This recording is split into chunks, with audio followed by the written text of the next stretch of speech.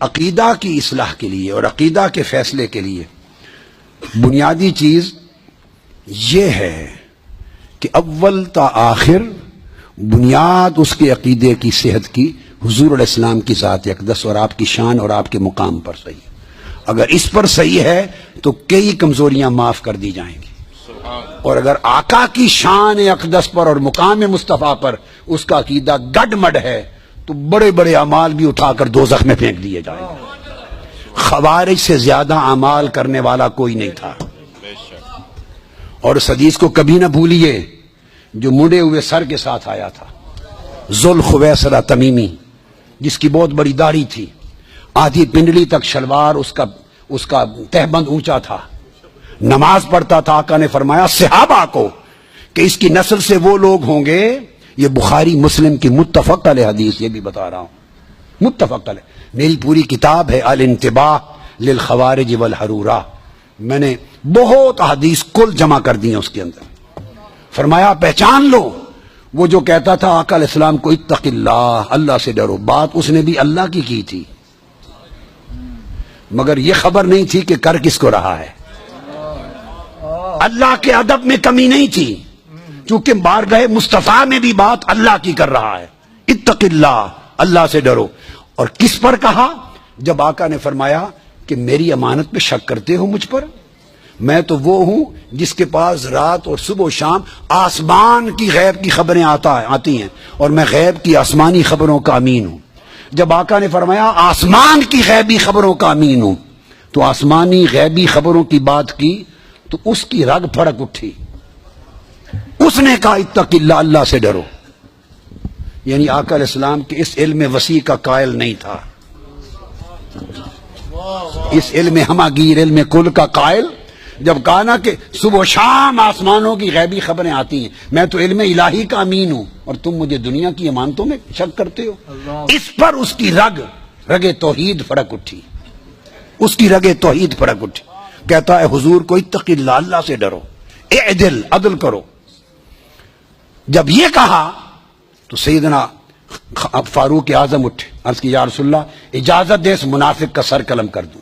میں بخاری مسلم کی متفق علیہ حدیث سنا رہا ہوں آپ کو، متفق علیہ. فرمایا نہیں.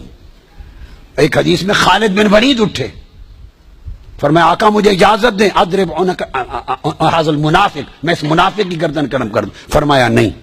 لوگ کہیں گے مسلمان کو مارتے ہیں.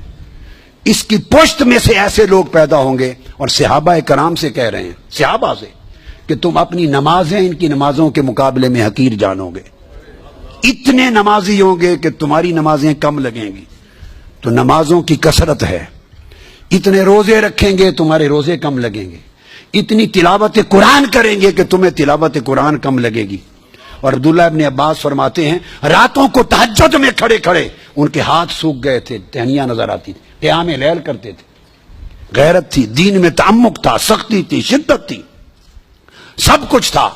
نماز، روزہ، تلاوت قرآن، نماز، شریعت کی پابندی، اس کے اوپر سختی، شدت و تعمق، کچھ بھی بچا نہ سکا. فقط ایک بارگاہ مصطفیٰ میں سوء ادب تھا. سب کچھ تھا، ایک ادب مصطفیٰ نہ تھا. نماز بھی تھی، روزہ بھی تھا، حج بھی تھی، زکوٰۃ بھی تھی، قرات قرآن بھی تھی، تلاوت بھی تھی، داڑھی بھی تھی، منڈا ہوا سر بھی تھا، شلوار پہ یہ چادر بھی پنڈلی سے اوپر تھی. سب کچھ سر سے پاؤں تک پورا نمونہ تھا شریعت کا. صرف ایک چیز نہ تھی، حیا رسول نہ تھا، ادب رسول نہ تھا، بارگاہ مصطفیٰ کی پہچان نہ تھی، مقام مصطفیٰ کا شعور نہ تھا. وہ حضور سے کرتا ہے. اور پھر حدیث کے لفظ ہیں، وہ پھر پشت کر کے حضور کی طرف چل پڑا. پشت، حدیث بخاری کے لفظ ہیں، پشت کر کے چل پڑا. یہ سمجھ نہ تھی کہ حضور کی طرف پشت کرتے ہیں یا نہیں کرتے. ارے کعبے کی طرف پشت ہو جائے تو کوئی حرج نہیں، مصطفیٰ کی طرف پشت ہو جائے تو ایمان جاتا رہتا ہے. جب پشت کر کے چل پڑا تو آقا نے پھر اس کی طرف اشارہ کیا، اس کو پہچان لو، اس کی نسل سے ایسے لوگ آئیں گے جن میں نماز، روزے اور عبادت کی کوئی کمی نہیں ہوگی. تو کمی کس شے کی ہوگی؟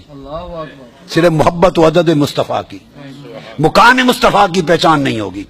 فرمایا وہ دین سے خارج ہوں گے جیسے تیر شکار سے خارج ہو جاتا ہے.